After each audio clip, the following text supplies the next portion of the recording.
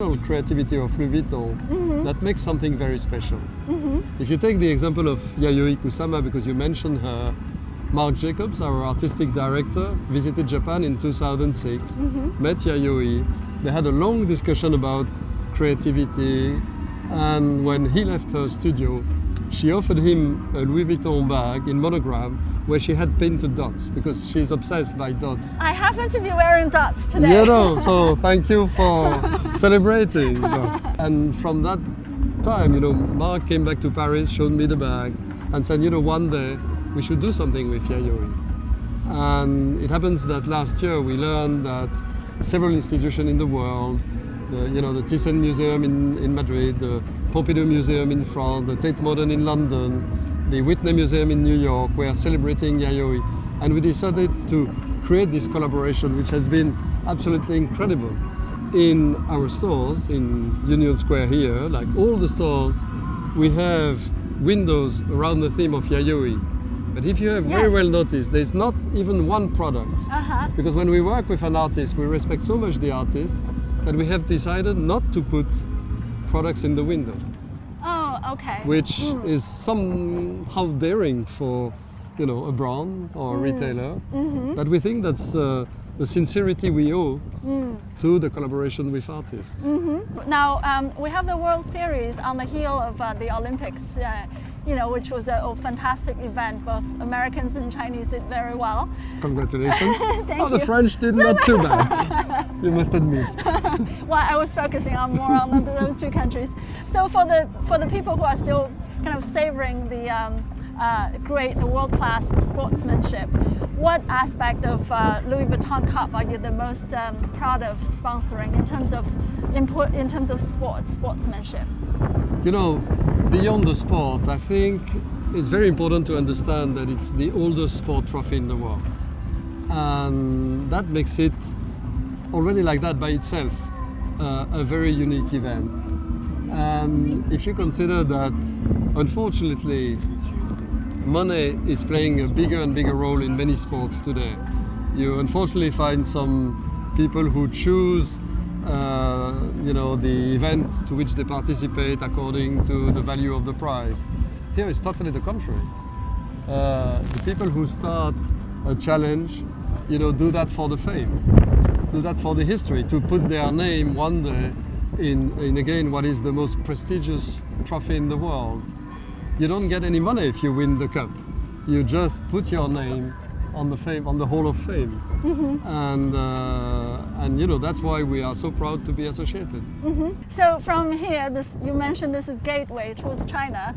If we look over the Pacific Ocean over there and think about China, some Chinese consumers have complained that the stores there do not have as wide a selection as stores outside. Totally wrong. I can tell you, we opened the first store in China in '92. At that time, the luxury market was really at its beginning in China. And when opened in Beijing in '92, it was a small store in the basement of the Palace Hotel. Today we have 41 stores in China, and I can tell you the last one we renovated is Plaza 66 in Shanghai, and it's probably today the most beautiful store we have in the world. So every collection is there exactly at the same time. So don't believe the media. All right, I won't believe. Okay, but then continuing with Yayui's theme, have you or will you collaborate with a Chinese artist and create perhaps a product line that has Chinese culture and art in it? Well, probably one day, but we have already collaborated with artists. Collaboration on products is not the only one. For instance, we collaborated several times with Zhang Wang.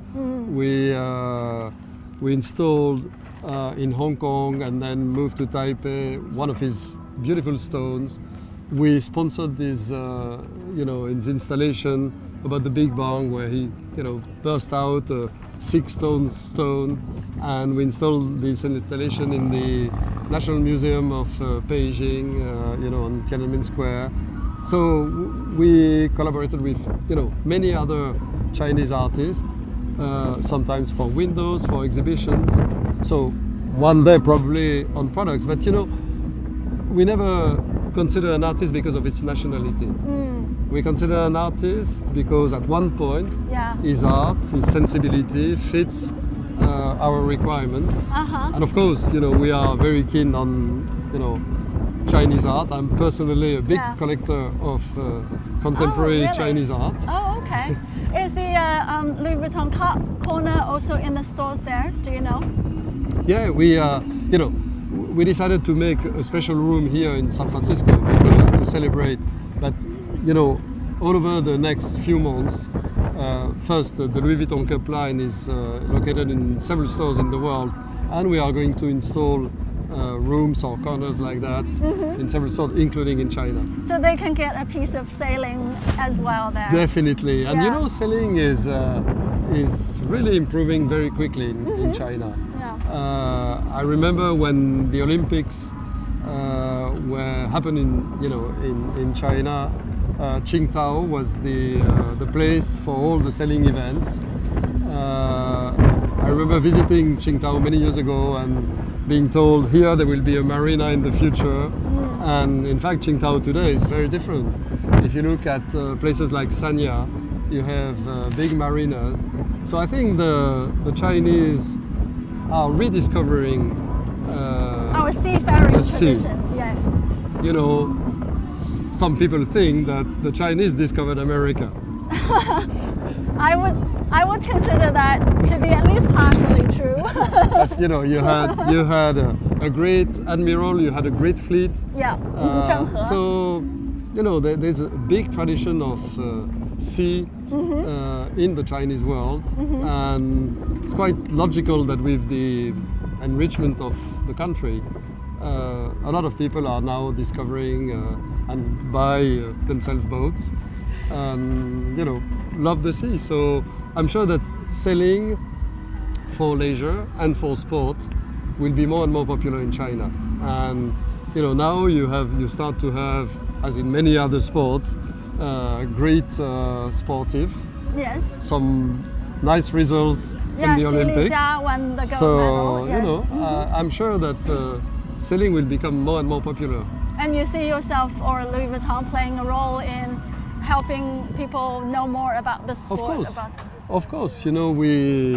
We think that because of our involvement in the Cup, we've been a big promoter all over the world of sailing as a leisure, but also a way of understanding tradition and linking at the same time with the past, but also with new technologies. And the two are not contradictory. This is actually occurring, and also 2013, at a historical moment because, the America's Cup just had its 160-year history, and you will have had a 30-year anniversary with America's Cup. And now the world is also changing. From back then, both Louis Vuitton and America's Cup were born as legends. At the beginning of Industrial Revolution, the emergence of the New World America, steam engines and the new machines, technological progress, etc. Now we are at a new era. The new world is shifting over to Asia, in particular China, and we have the digital revolution. We have new thinking, new dreams. How do you see Louis Vuitton in this new background, new context, going to either reinvent itself or adapt with the new times? And what is the core of your dreams that you will be maintaining for your continued success? And what will be the new elements in the new dreams that you will be providing to the world? In a world that is changing very fast and where sometimes people are a bit lost with the speed of the evolution of the world, I think it's quite important to keep some roots. And the fact that we have kept, the company after so many years in keeping the values of quality, of elegance, of tradition, I think is a sort of fixed point of the world. And I would like Louis Vuitton to be that, to represent a symbol of continuity and elegance in a world which is sometimes a bit lost. At the same time, because we were born with the concept of travel, we always look for universality. And I think we are also one of the symbols of universality. If you look at it, we were one of the very first brands to penetrate the Chinese market in 92, Yes, 20 years ago, and believe we were already 20 years ago a strong believer that China was at the beginning of incredible evolution that happened. And you know, again, in a world which is changing fast, where people sometimes raise questions between cultures, it's funny to consider that luxury and fashion have become a universal language. People understand one another. Yes. Their tastes are similar, and you know, if we have become a universal language, I'm very proud of ourselves. Merci beaucoup pour parler avec moi. 谢谢你。谢谢您的观看，希望有机会能够再跟您见面。希望大家明年都到旧金山来领略一下美洲杯。What's going wrong there? And what a finish, and listen to the reaction of the crowd.